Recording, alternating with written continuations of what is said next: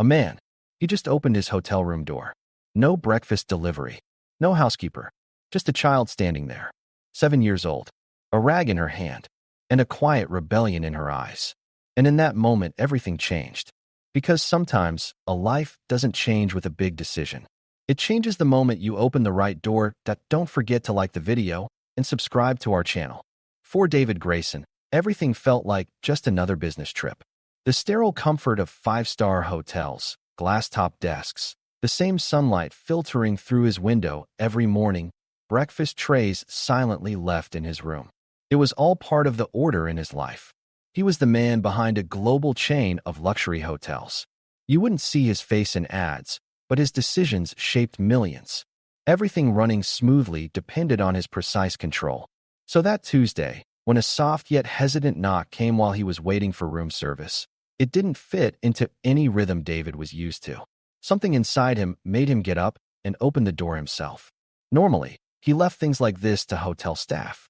But this time, as his hand reached for the handle, it felt like he was about to turn a page in a story he hadn't read yet. The moment he opened the door, he froze. It wasn't a housekeeper or a staff member standing there. It was a little girl, maybe 7 years old, holding a worn rag. Her brown hair was messy and tied back loosely. She wore a faded red dress and a black and white apron, something that looked like part of a maid's uniform, but clearly too big for her. Her shoes were scuffed, but she stood tall. There was no fear on her face, no nervousness. David was speechless for a second. When he finally managed to speak, all he could ask was, "Are you lost?" His voice wavered somewhere between confusion and concern. The girl shook her head and answered calmly, "No, sir. I came to clean your room." The words echoed in David's mind. "You work here?" he asked, still stunned. She nodded and stepped forward as if it were the most normal thing in the world. "Yes, sir. This floor is mine today." David stepped aside without even thinking. The girl walked in like she belonged there. She scanned the room with a professional eye, set down a small cleaning kit, and walked over to straighten the bed sheets. Still in a bit of shock, David picked up the hotel phone and called the front desk. His voice was low, but firm. "This is room 417, David Grayson. Can someone please explain to me why a child is cleaning my room?" The receptionist hesitated. "One moment, sir. I'll connect you to Marcus Brandt." A moment later, the hotel manager came on the line. "Mr. Grayson, good afternoon. I think there's been a misunderstanding." David's voice sharpened. "A misunderstanding? A child is scrubbing my sheets, Marcus." After a pause, Marcus replied, "Her name is Lena.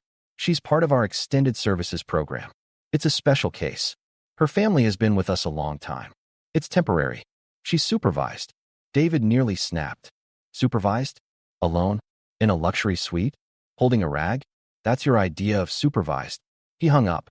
When he turned back, Lena was dusting the lamp by the window, humming a quiet tune to herself.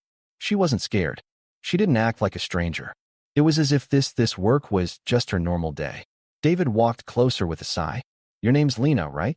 Without looking up, still cleaning, she replied, "Yes." "How long have you been working here?" "Since I was 5. Sometimes," she said, "when Grandma gets too tired." Her words hit David like a punch to the chest. A child, who should have been playing, was growing up polishing a luxury hotel's glass table. And the worst part, she seemed used to it. As Lena's small hands moved across the $5,000 table, David's mind spun. He didn't know her full story yet. But one thing was clear: she wasn't here by choice. This was survival. And the most heartbreaking realization, the things this little girl had likely endured, would have crushed most adults in David's world.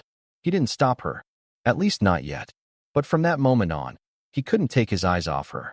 Every tiny movement, every quiet breath. Because something deep inside told him, this wasn't just a cleaning session. This was the beginning of something much bigger. The next morning, David Grayson was sitting in a video conference on the hotel's executive floor, staring at charts and investment reports on the screen, though his mind had been somewhere else for hours. Construction updates for the new hotel in Singapore, efficiency analyses from European branches, staffing spreadsheets. It all sounded like background noise, because all he could see in his head was a 7-year-old girl carefully straightening the sheets on his hotel bed. Lena's quiet presence, the way she moved like a pro, and how she stood so confidently despite her fragile frame, it was like a scene burned into David's memory. As soon as the meeting ended, he pulled out his phone and listened to the voice message Marcus Brandt had left the night before. It was the kind of apology written in lawyer-approved language. The situation is unique, temporary, based on family history. If you'd prefer, we can assign a different cleaner. But David didn't call back. He didn't ask for anyone else. He wasn't looking for excuses anymore. He wanted the truth. So that day, he did something he never did. He left the executive floor and went downstairs into the staff areas. The hum of laundry machines, the rattling of cleaning carts, the smell of detergent leaking from cracked tiles. This place was the complete opposite of the perfect illusion shown to guests. At first, no one even noticed him. Then workers started turning their heads. Some avoided eye contact. Others gave him a look that said, "What are you doing here?" But David kept walking straight to the housekeeping office. He opened the door and found an older woman inside. Her white hair was pulled into a bun, and her shirt was stained but neatly pressed. She was counting sheets and marking something on a clipboard. When she looked up and saw David, she flinched. "Mr. Grayson?" she said, startled. "No need for formalities," David replied. His voice was calm, but firm. "I want to talk about Lena, the little girl who cleaned my room." The pen in her hand shook slightly. A heavy silence filled the room like a secret was about to be exposed. "It's not something we're proud of, Mr. Grayson," she said. "Lena is smart, hardworking, more careful than most adults. But yes, it's not what it seems." "Then tell me what it really is." The woman looked down. "Elizabeth, her grandmother, she's worked here for almost 20 years. She raised Lena alone. No parents. 2 years ago, Elizabeth had a stroke. Couldn't work anymore. But she didn't want to leave the staff housing. That place. It was all they had left. So Lena started helping. First carrying towels. Then making beds. We didn't force her. She insisted. She said, 'We don't have food.' Nobody stopped her. So no one actually helped either," David said coldly. "We tried," the woman said in a low voice. "But we didn't have the power." Marcus Brandt, he looked the other way, said, "As long as guests don't complain, it's not a problem." David didn't respond. He looked around at the wall calendar, the shift schedules, the stack of worn sheets in the corner. The hotel seemed like a giant on the outside, but it was carried on the backs of quiet people. And some, like Lena, were carrying weights they never should have had to. "Where are they living now?" he asked. The woman hesitated, then let out a breath and gave him an address. "Please, don't scare her," she added. "She's already been through so much." David left without another word. It was lightly raining when he stepped outside. He got in a car and headed to the address she gave him. The building was far from the city center, a rundown apartment block. The walls were cracked, the doorbell didn't work, and everything looked like it had been forgotten. He climbed to the 3rd floor and knocked on the door labeled 3B. No answer. He knocked again. This time, the door creaked open. Lena stood there barefoot, wearing an oversized t-shirt, holding a plastic cup of water. Her eyes didn't look surprised. They looked prepared. "I knew you'd come," she said. David peeked inside. By the window, on a small bed, lay an elderly woman. Her breathing was shallow, her skin pale and thin. The room was almost empty. 2 chairs, a hot plate, an old TV. The silence inside was louder than any sound. "Why didn't you tell anyone?" David asked gently. "We tried," Lena shrugged. "But no one listened. Or they came once and never came back." David stepped inside and quietly closed the door behind him. He knelt down so he was eye level with her. "Well, I'm listening now," he said. And in that moment, something shifted not just for Lena, but for David too. Because this time, the man who showed up wasn't here for service. He was here to stay. While David Grayson was inside that tiny apartment, no words were really needed. The silence wasn't peaceful, it was heavy, like it had soaked up years of struggle. The paint on the walls was peeling, there were damp stains in the corners. The only light came from a flickering desk lamp on the kitchen counter. The elderly woman lying in bed was barely present, just breathing, just existing. But Lena, she didn't fit into that silence. She stood out like a quiet act of resistance. As she straightened her grandmother's blanket, Lena didn't rush. There was a strange kind of maturity in the way she moved, not the kind you learn, but the kind you're forced to develop. The patience of a child who should have been playing, but instead learned to fold laundry. Every step, every move said one thing: "I had to figure this out on my own." David sat on a creaky wooden chair by the kitchen. His eyes wandered to a few cans on the shelves, an old microwave in the corner, a fridge that wasn't even working. This wasn't a home. It was a shelter. And shelters aren't about comfort, they're about survival. How long have you been living like this? He asked quietly. Lena didn't look up. Since Grandma got sick. Almost 2 years now. There was no bitterness in her voice. She said it like she was giving the weather report. Is this place yours? We used to live in the staff housing behind the hotel, she said. But when Grandma couldn't work anymore, they kicked us out. Miss Martinez said this place was empty. So we came here. David pressed his lips together. Didn't the hotel help at all? Lena finally turned to face him. Their eyes met. They said we weren't employees anymore. And that's when David noticed something else. Lena wasn't angry. She'd accepted it. Because she'd tried fighting. And it hadn't changed anything. You worked, David said. You cleaned hotel rooms. You helped. I was a kid, she replied. But I was hungry too. Those words hit David like a blade. In all his years navigating investment crises or high-stakes negotiations, he'd never felt this exposed. His eyes drifted to the dust on the counter, to a stack of hospital bills taped to the wall. Everything was right there. They hadn't waited for help because they'd stopped believing anyone would come. David slowly pulled out his phone, opened his notes app. He started typing fast. Food, medicine, new bed, in-home nurse, school enrollment, legal aid. This wasn't a to-do list. It was a responsibility plan. Because now he wasn't just observing their story. He was part of it. And not just temporarily, permanently. Lena looked at him curiously. What are you doing? David looked her in the eye. Fixing what I ignored for too long. And starting today, you're not cleaning any more hotel rooms. Lena stood still, trying to decide if she could believe him. Then she took a small step closer and asked, Okay, but what are we going to eat? David knelt down. I level with her. You're going to eat. Because you're not alone anymore. And because being a kid, that's your right. She looked down, blinking fast. But she didn't answer. She still seemed unsure if he was really going to stay or disappear like everyone else had. David turned toward the bed. He gently touched Elizabeth's shoulder. She didn't respond, but her breath stirred just a little. She needs care, David whispered. Real care. A doctor, a nurse, a proper bed. Peace. Lena jumped in quickly, her voice anxious. She doesn't want to go to the hospital. She's scared if she leaves here, she won't be allowed back. David nodded. Then we'll bring the hospital to her. That night, everything changed. He called his private doctor, sent in a nursing team. He contacted a foundation that supports children in need and began the process to enroll Lena in school. He arranged groceries, opened a temporary bank account. None of it was charity. It was a statement. Because now, he wasn't just helping. He was staying. And this time, he wouldn't be the man who closed the door and walked away. It was just after 7 a.m. The sun had finally started to peek through the gray clouds. David Grayson stood outside apartment 3B holding 2 large food bags. He wasn't wearing his usual tailored suit today. Instead, he had on a dark blue sweater and a simple pair of jeans. No deals today, no signatures, no investor meetings. Today was about one thing, Lena, and her new life. When the door opened, Lena looked up at him with sleepy eyes. She was still wearing that oversized t-shirt and was barefoot, but there was no surprise in her face. It was like she'd been expecting him, because for the first time in her life, someone had made a promise and come back. Good morning, David said with a warm smile, holding up the bags. Breakfast made by actual chefs. I figured something better than crackers might be nice. Lena nodded and took the bag. Her eyes lit up a little, but like she'd trained herself, she didn't show too much. Thank you, she said softly. She sat at the table and started examining the eggs and pancakes, carefully. Then slowly, she began to eat. Meanwhile, David stepped into the other room. A nurse had arrived to check on Elizabeth.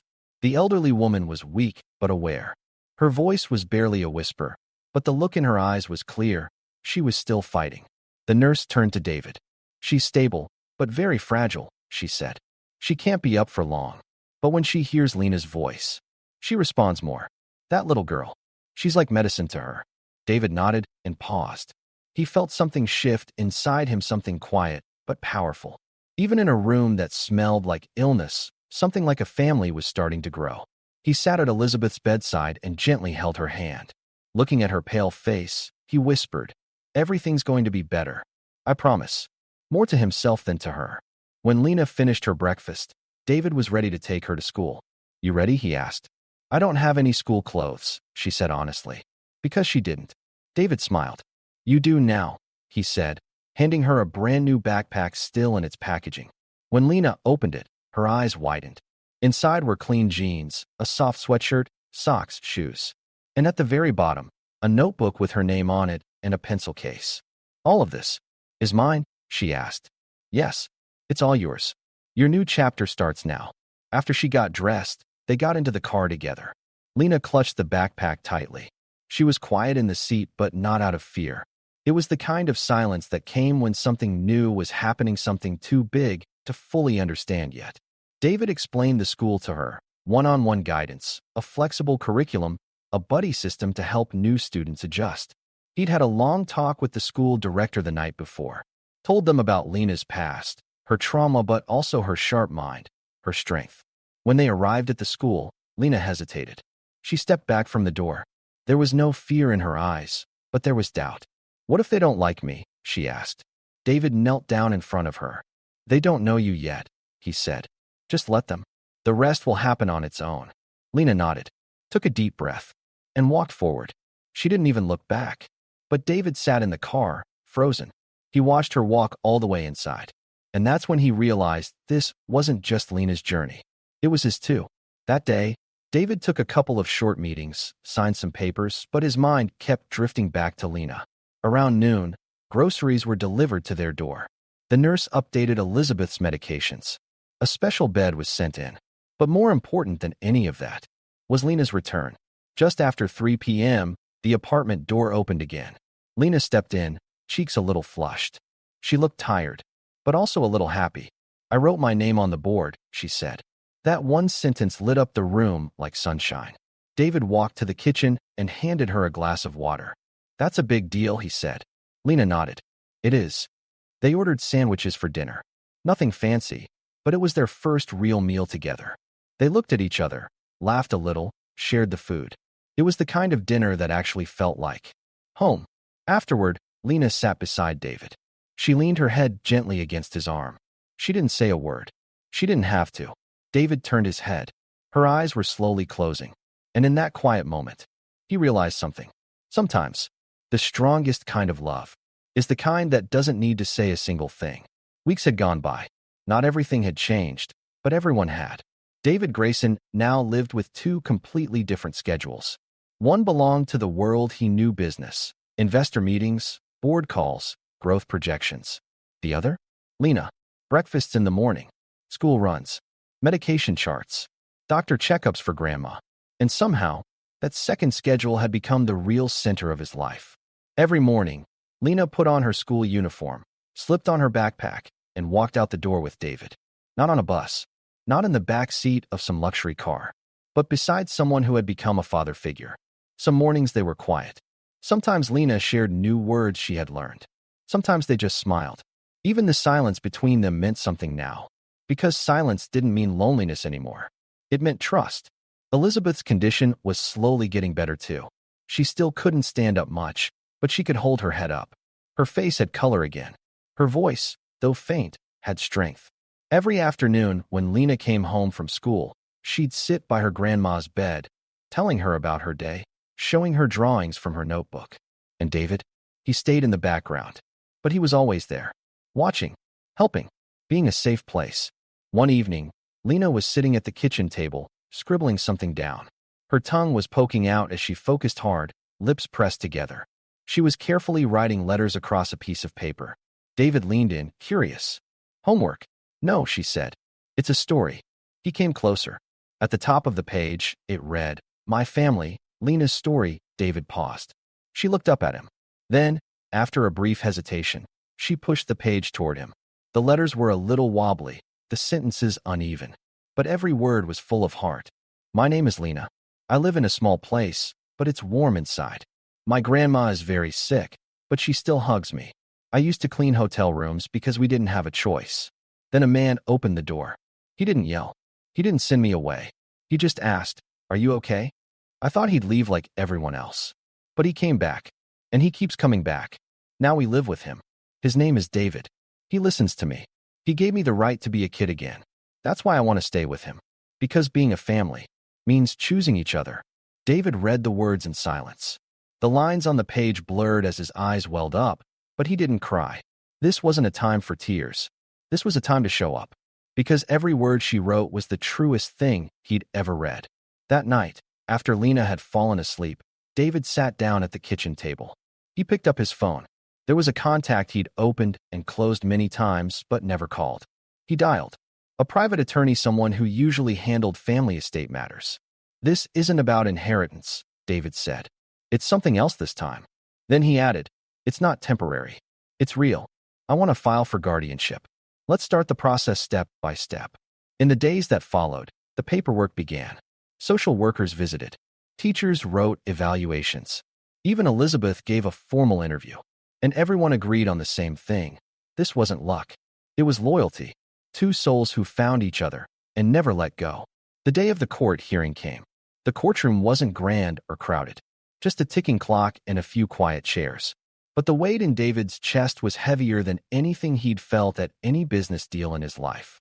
Standing before the judge, David handed over the prepared documents. Then he asked to speak. "When I first saw her, she was standing at my door," he began. "She was holding a rag. But to me, it wasn't a rag.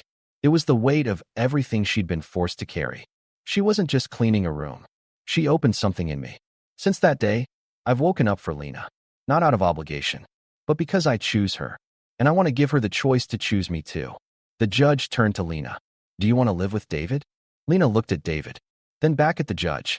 "He didn't just come once," she said. "He's still coming." The judge nodded. "Let that be entered into the record." That day, the court ruled in favor of David Grayson. He was officially granted legal guardianship of Lena. There were no cheers, no music, but in their hearts, something did play. When they returned home, Elizabeth was waiting. Her eyes were full of tears, but her face held peace. Lena ran into her arms. David stood quietly in the corner, but Elizabeth reached out her hand and called him over. "Protect her," she said, gripping his hands. "The way I've protected her all these years." That night, they all set the table together for the first time. David cooked dinner. Pasta and honey-glazed carrots, Lena's favorite. They laughed, spilled water. Nobody got mad, because now the apartment had a new sound. It sounded like a family. After dinner, Lena handed David a drawing. Crayon-colored, full of bright reds and yellows.